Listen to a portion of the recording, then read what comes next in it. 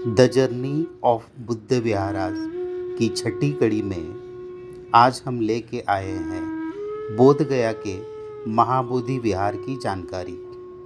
महाबोधि विहार विश्व के सभी बौद्धों के लिए धार्मिक, सांस्कृतिक और ऐतिहासिक दृष्टि से अत्यधिक महत्वपूर्ण स्थान बिहार के गया जिले में 24,6951 अक्षांश और 84,09,915 रेखांश पे स्थित है।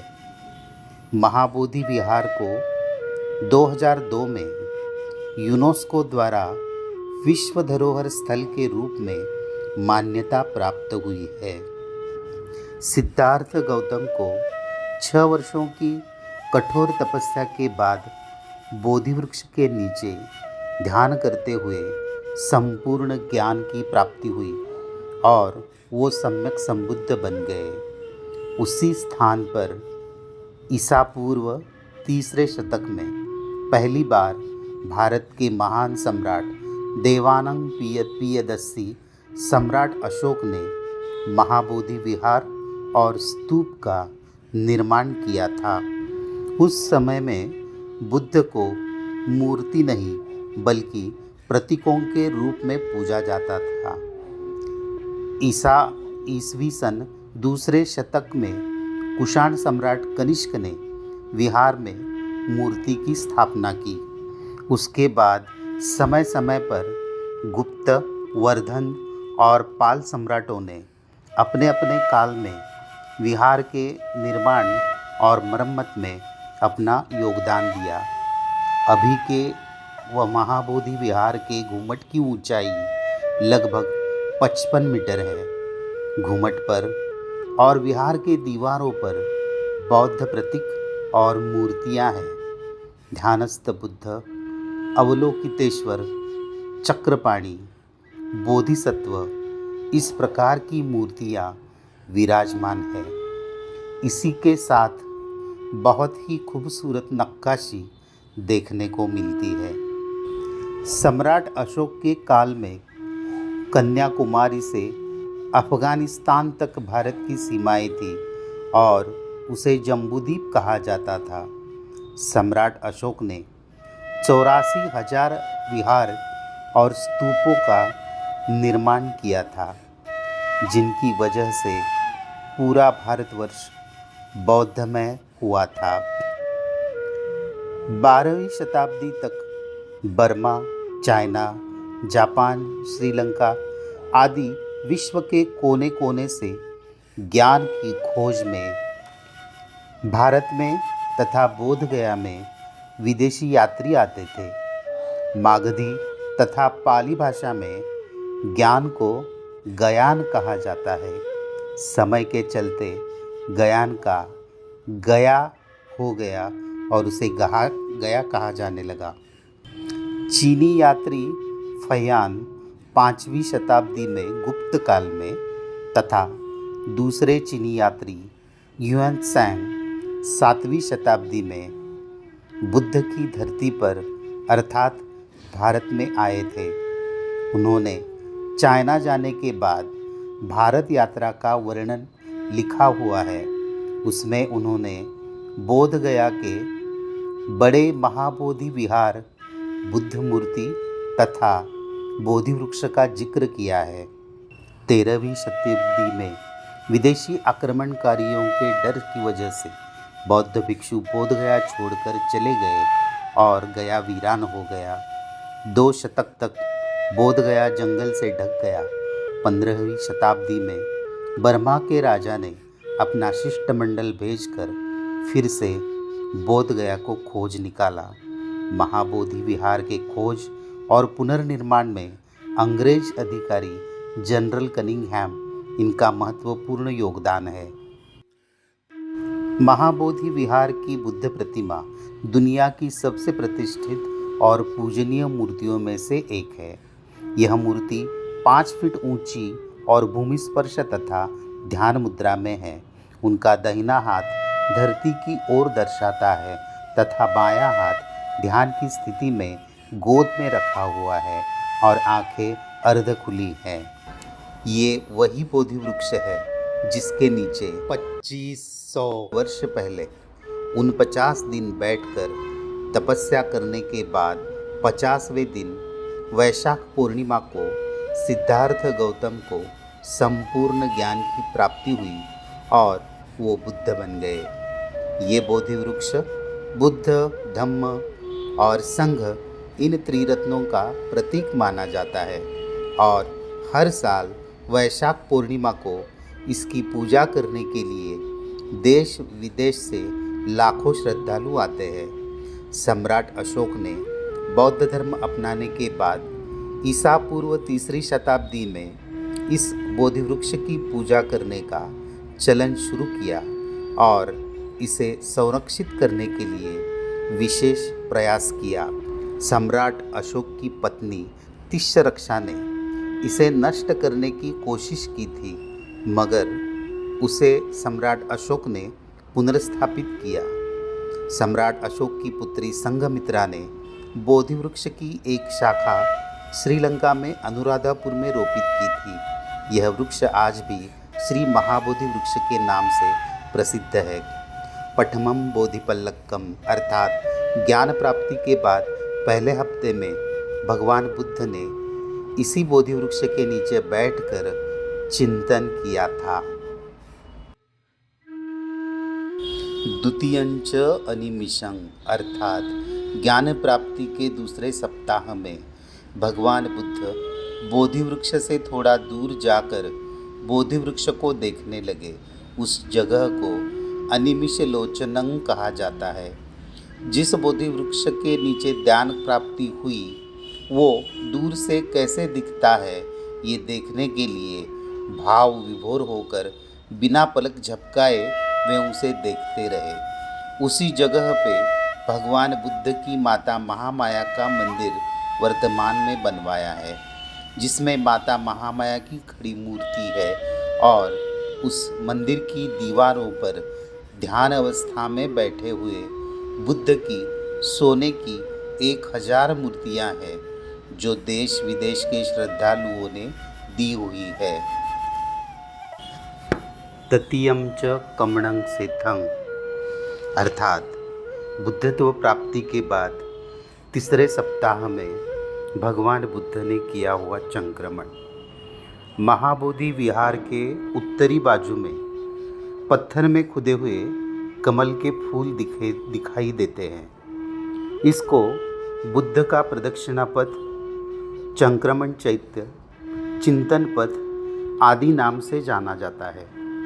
ऐसा कहा जाता है कि संबोधि प्राप्ति के तीसरे सप्ताह में भगवान बुद्ध ने उठकर पश्चिम से पूरब की दिशा की ओर 18 पग चलते हुए चिंतन और संक्रमण किया था।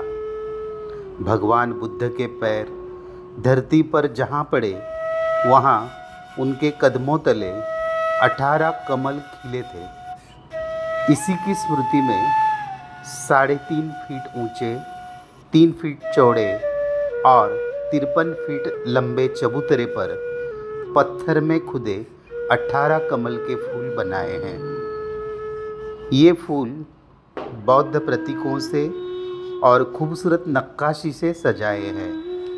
7वीं शताब्दी में सम्राट हर्षवर्धन के समय में भारत यात्रा पर आए हुए चीनी यात्री युआन सांग ने भी उसके प्रवास वर्णन में संक्रमण पथ का जिक्र किया है।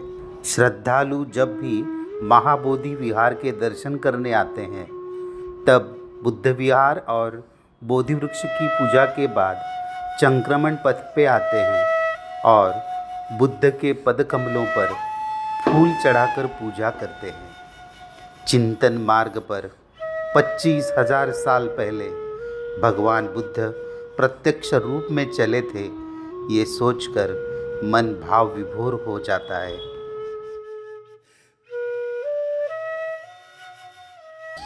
चतुर्थं रत्नाघरं अर्थात ज्ञान प्राप्ति के चौथे सप्ताह में भगवान बुद्ध ने ध्यान करते हुए रत्नाघर नामक स्थान पर समय बिताया।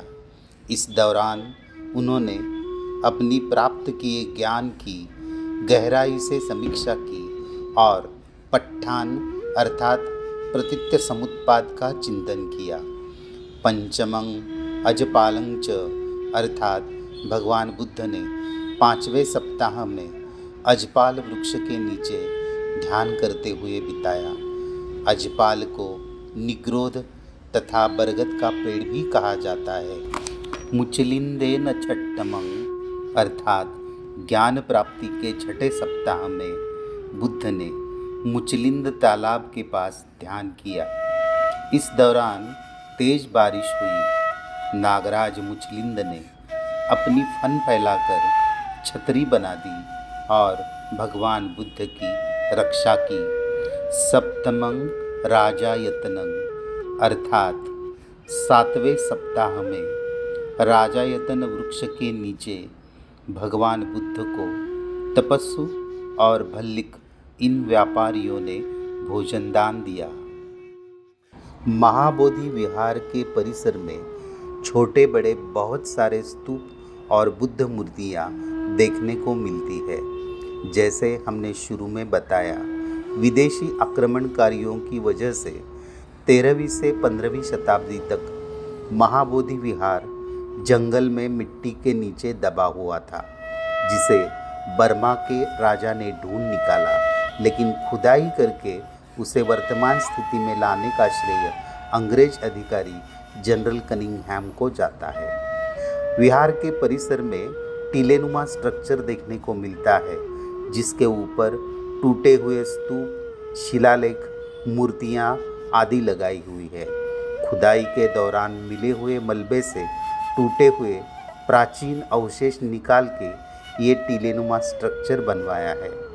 शिलालेखों पर खुदी हुई प्राचीन लिपि को डिकोड करने का श्रेय भी जनरल कनिंघम को जाता है।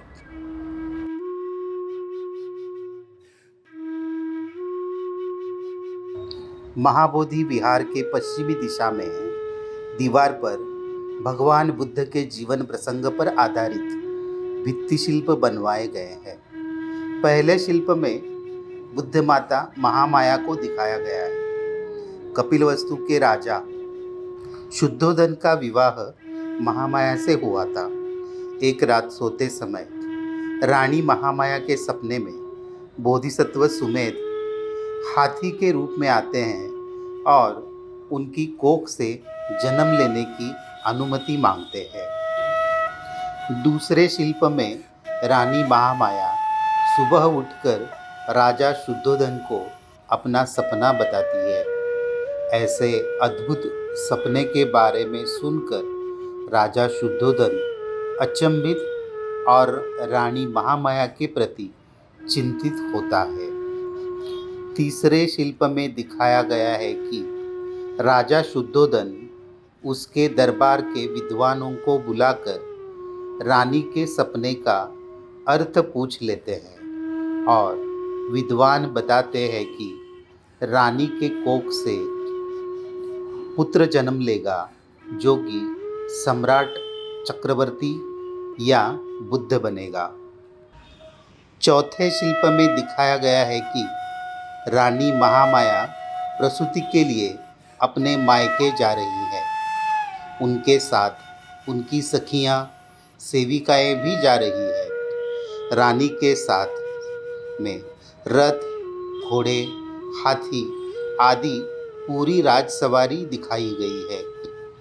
पहली प्रसूति के लिए प्राचीन काल में भी भारतवर्ष की महिलाएं अपने माता पिता के घर मायके जाने का चलन था, ये विदित होता है। पांचवें शिल्प में लुम्बिनी के उद्यान में शाल वृक्ष के नीचे रानी महामाया की प्रसूति होती है और सिद्धार्थ गौतम को वो जन्म देती है, ये दिखाया गया है। शिशु सिद्धार्थ जन्म लेते ही खड़ा होता है और 7 पैर चलता है।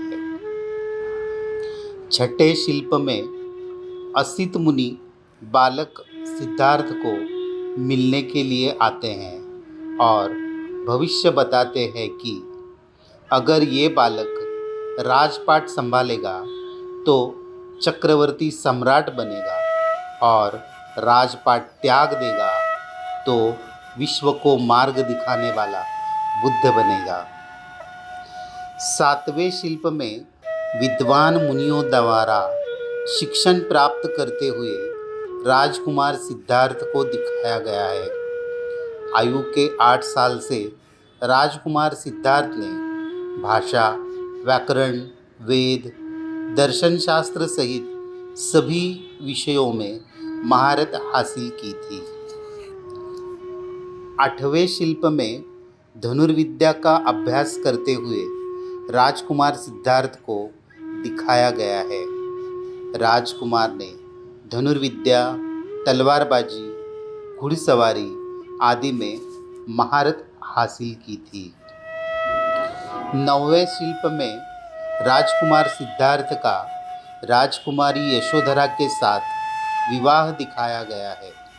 यशोधरा के स्वयंवर में निशानेबाजी का अत्युच्च प्रदर्शन करते हुए राजकुमार सिद्धार्थ ने स्वयंवर जीत लिया था। 10वें शिल्प में दिखाया गया है कि राजकुमार सिद्धार्थ नगर प्रदक्षिणा के लिए निकलता है, तब उसे एक वृद्ध जरा जर्जर आदमी दिखता है। 11वें शिल्प में दिखाया गया है कि राजकुमार सिद्धार्थ एक रोगी को देखता है। 12वें शिल्प में दिखाया गया है कि राजकुमार सिद्धार्थ एक मरे हुए इंसान की प्रेत यात्रा देखता है और अचंभित होता है। 13वें शिल्प में दिखाया गया है कि राजकुमार सिद्धार्थ सर्वसंग परित्याग किए हुए शांत और संतुष्ट भिक्षु को देखता है। कुछ कहानियों में राजकुमार सिद्धार्थ के घर छोड़ने के यही कारण बताए हैं। हालांकि विश्वरत्न महामानव बोधिसत्व डॉक्टर बाबा साहब आम्बेडकर ने उनकी भगवान बुद्ध और उनका धम्म इस किताब में ये कहानियाँ प्रक्षेपित बताई है और उनके घर छोड़ने का कारण रोहिणी नदी के पानी के लिए हुआ शाक्य और कोलियों का झगड़ा यही बताया है।